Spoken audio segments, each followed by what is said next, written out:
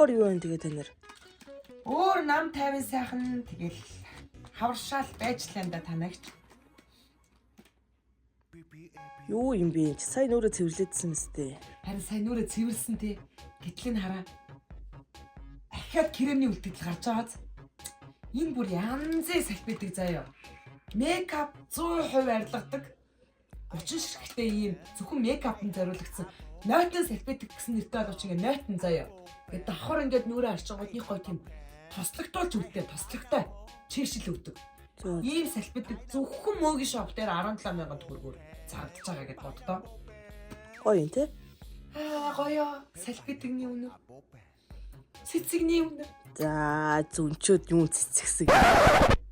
Хөш чи өөр хэдэн оных юм? 97. Та өөр хэд онох вэ?